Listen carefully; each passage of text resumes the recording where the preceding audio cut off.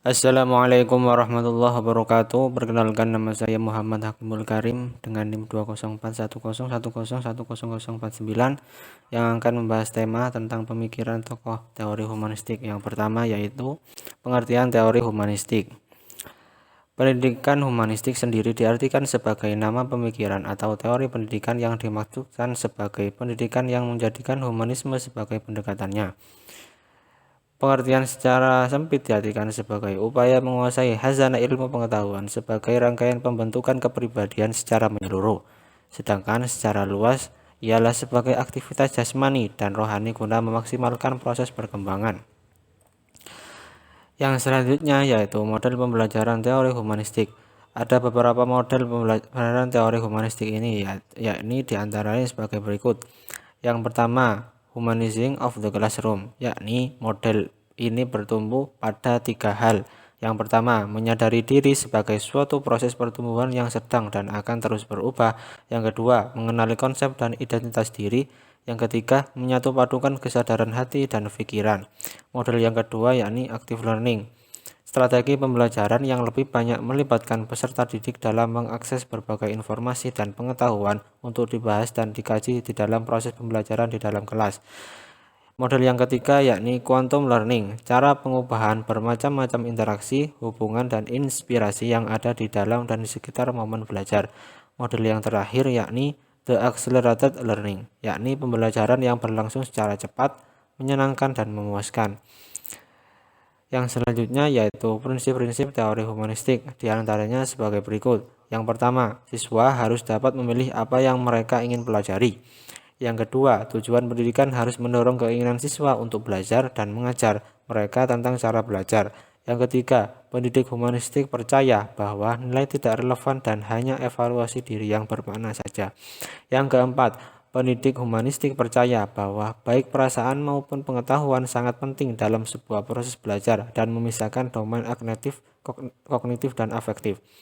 Yang terakhir atau yang kelima yaitu pendidik humanistik menekankan pentingnya siswa terhindar dari tekanan lingkungan. Yang selanjutnya yaitu tokoh teori humanistik dan pemikirannya. Yang pertama yaitu Abraham Maslow. Maslow memiliki hierarki kebutuhan. Berpendapat bahwa manusia memiliki hierarki kebutuhan. Yang pertama yakni kebutuhan jasmani seperti makan, minum, tidur, dan lainnya. Yang kedua, kebutuhan keamanan seperti kebutuhan kesehatan dan kebutuhan terhindar dari bahaya dan bencana.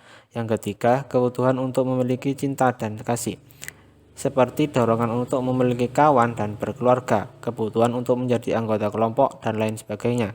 Yang selanjutnya yaitu kebutuhan harga diri, yaitu kebutuhan untuk dihargai, dihormati, dan dipercaya oleh orang lain. Yang selanjutnya yaitu kebutuhan aktualisasi diri, yakni kebutuhan untuk mengembangkan potensi atau bakat dan kecenderungan tertentu. Yang selanjutnya yaitu kebutuhan untuk tahu dan mengerti, yakni dorongan untuk mencari tahu, memperoleh ilmu, dan pemahaman. Selanjutnya kebutuhan estetis atau yang yakni kebutuhan keindahan dalam arti kebutuhan akan keteraturan, kesimetrisan, dan kelengkapan. Tokoh yang selanjutnya yaitu Carl Rogers.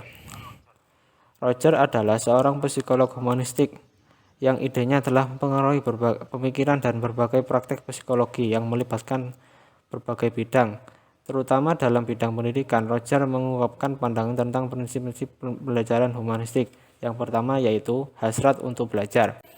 Rogers berpendapat manusia memiliki keinginan bawaan untuk belajar. Ketika ada kesempatan untuk menjelajahi lingkungan, tingkat keingintahuan anak yang tinggi membuktikan hal ini. Yang kedua, belajar yang berarti. Belajar akan mempunyai arti atau makna yang lebih apabila apa yang dipelajari relevan dengan kebutuhan dan maksud anak tersebut. Yang ketiga, belajar tanpa ancaman. Belajar mudah dilakukan dan hasilnya dapat disimpan dengan baik apabila berlangsung dalam lingkungan yang bebas dari ancaman. Yang keempat, belajar atas inisiatif sendiri. Belajar yang paling bermakna apabila hal itu dilakukan atas inisiatif sendiri dan melibatkan perasaan dan pikiran si belajar. Yang terakhir yakni belajar dan perubahan. Menurut Rogers, pembelajaran yang paling berguna adalah belajar. Menurut Rogers, di masa lalu siswa memahami fakta dan ide yang statis. Dunia perlahan berubah dan hal yang didapat di sekolah dianggap cukup untuk memenuhi kebutuhan zaman. Tapi saat ini perubahan telah menjadi fakta penting dalam hidup. Teknologi telah maju dan berkembang. Pengetahuan yang kita pelajari di masa yang lalu tidak akan memungkinkan orang untuk hidup dan berfungsi secara normal di zaman sekarang dan masa yang akan datang. Tokoh yang ketiga yakni Arthur Combe. Perasaan, persepsi, keyakinan, dan maksud merupakan perilaku batiniah yang menyebabkan seseorang berbeda dari yang lain. Menurut Combe, perilaku yang keliru atau tidak baik terjadi karena tidak ada kesediaan seseorang melakukan apa yang seharusnya dilakukan sebagai akibat dari sesuatu yang lain. Tokoh yang selanjutnya yaitu Aldous Huxley. Manusia memiliki banyak potensi yang selama ini banyak terpendam dan disia-siakan. Huxley berpendapat bahwa menekankan adanya pendidikan nonverbal juga harus diajarkan kepada siswa-siswa. Pendidikan nonverbal bukan terwujud belajaran senam, sepak bola, bernyanyi, ataupun menari, melainkan hal-hal yang bersifat di luar materi pembelajaran, dengan tujuan menumbuhkan kesadaran seseorang. Proses pendidikan ini seharusnya dimulai sejak usia dini sampai tingkatan yang tinggi. Tokoh yang selanjutnya yaitu David Mills dan Stanley Shear. Ilmu pengetahuan alam selama bertahun-tahun hanya dibahas dan dipelajari secara kognitif semata. Berdasarkan teori fenomena tersebut, beliau mengajukan berbagai konsep pendidikan terpadu dan lebih detailnya akan dijelaskan sebagai berikut. Yang pertama, membantu murid untuk mengalami proses ilmu pengetahuan, termasuk penemuan ide-ide baru. Yang kedua, membantu murid dalam mencapai kemampuan untuk menggali dan mengerti diri mereka sendiri. Yang ketiga, meningkatkan pengertian dan ingatan terhadap konsep-konsep dan ide-ide dalam pengetahuan. Yang kelima, yang keempat, bersama murid, implikasi-implikasi dari aplikasi yang mungkin dari ilmu pengetahuan. Yang terakhir, memungkinkan murid untuk menerapkan baik proses maupun pengetahuan ilmiah untuk diri mereka sendiri, serta meningkatkan kesadaran murid terhadap dunia mereka dan setiap pilihan yang mereka ambil. Tokoh yang selanjutnya yaitu Bloom dan Caldwell. Beliau berdua merupakan tokoh yang menggagas konsep taksonomi Bloom dan merujuk pada 3 aspek, yakni pada ranah kognitif. Yang pertama, pengetahuan materi yang dipelajari. Yang kedua, memahami materi yang didapat. Yang ketiga, aplikasi menerapkan materi yang didapat. Yang keempat, analisis merinci pemahaman yang didapat secara detail. Yang kelima, sintesis, yakni memadukan konsep untuk mendapatkan pemahaman baru. Yang terakhir, evaluasi dari materi yang sudah didapat. Ranah yang kedua yakni ranah afektif. Yang pertama, penerimaan, kesadaran untuk memperhatikan suatu hal. Yang kedua, partisipasi, turut serta dalam suatu hal. Yang ketiga, penghargaan, menghargai suatu nilai dan menentukan sikap. Yang keempat, pengorganisasian, memilih dan mengumpulkan sistem nilai yang dipakai dalam kehidupan. Yang terakhir, karakteristik menghayati dan mengaplikasikan menjadi pola kehidupan sehari-hari. Ranah yang terakhir yakni ranah psikomotor, meniru, kemampuan untuk mengamati suatu gerakan agar dapat merespon. Yang kedua, menerapkan kemampuan untuk mengikuti pengarahan, gerakan pilihan dan pendukung dengan membayangkan gerakan yang lain. Yang ketiga, memantapkan kemampuan memberikan respon yang terkoreksi atau respon dengan kesalahan-kesalahan terbatas atau minimal. Yang keempat, merangkai koordinasi rangkaian gerak dengan membuat aturan yang tepat. Yang terakhir, naturalisasi gerakan yang dapat dilakukan secara rutin dengan menggunakan energi fisik dan psikis yang minimal.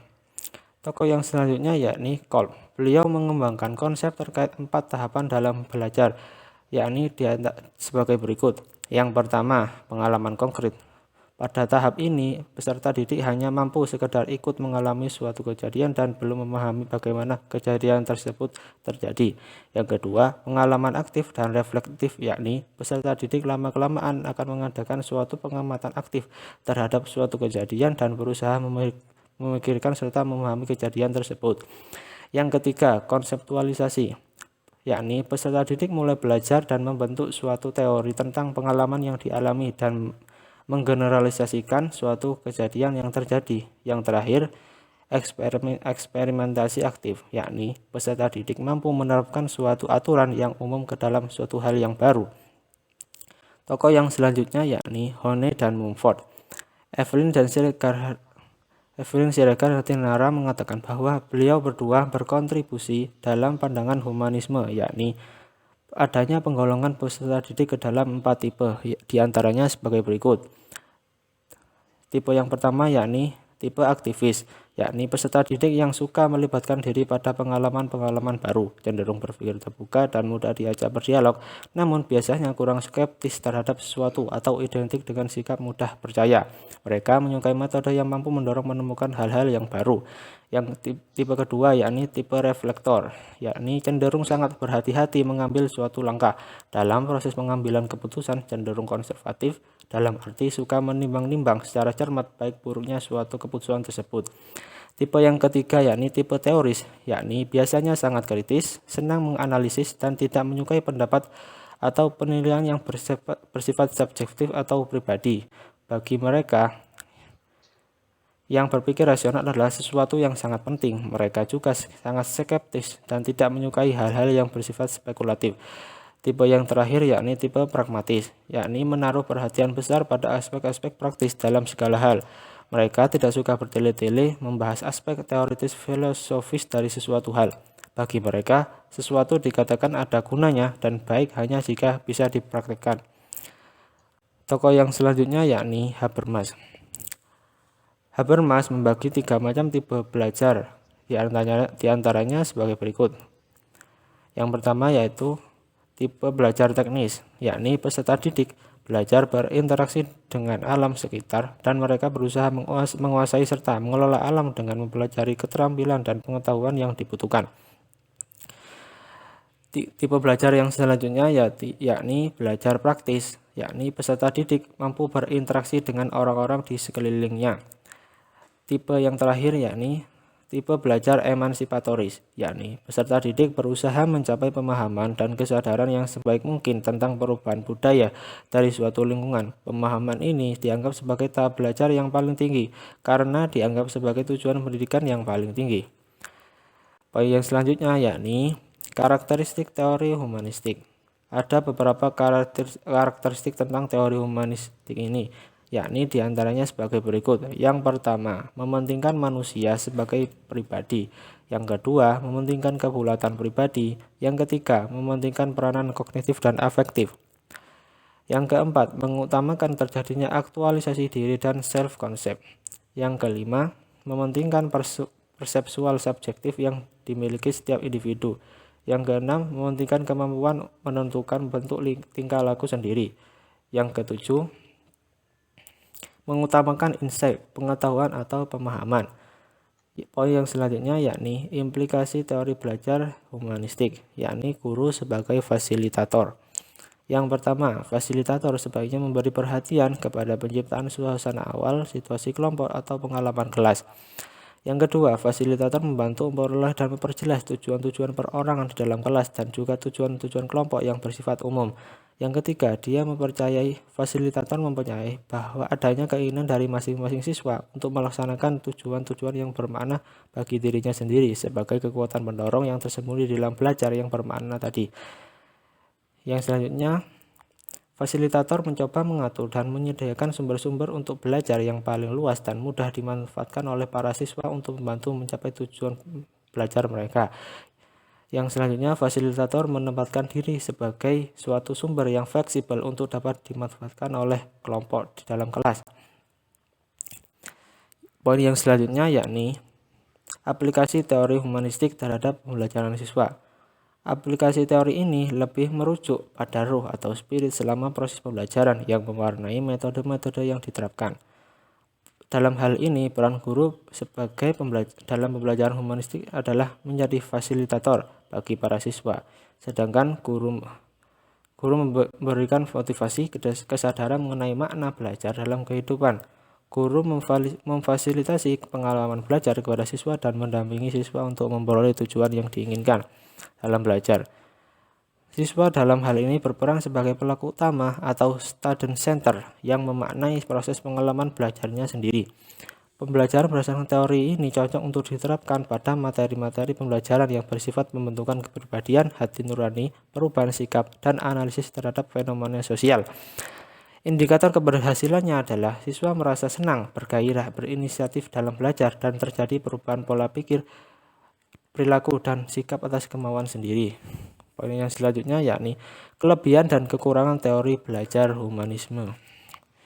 Kelebihan dari teori belajar humanistik ini ada beberapa hal, diantaranya yang pertama mengedepankan akan hal-hal yang bernuansa demokratis, partisipatif, dialogis, dan humanis. Yang selanjutnya, suasana pembelajaran yang saling menghargai, adanya kebebasan berpendapat, kebebasan mengemukakan gagasan. Yang ketiga, terlibatan peserta didik dalam berbagai aktivitas di sekolah, dan lebih-lebih adalah kemampuan hidup bersama di antara peserta didik yang tentunya mempunyai pandangan yang berbeda-beda. Yang selanjutnya yaitu kekurangan dari teori humanistik ini. Yang pertama, teori humanistik tidak bisa diuji dengan mudah. Yang kedua, banyak konsep dalam psikologi humanistik seperti misalnya orang telah berhasil mengaktualisasikan diri. Ini masih kurang dan subjektif. Sekian dari pemaparan saya. Lebih kurangnya mohon maaf. Assalamualaikum warahmatullahi wabarakatuh.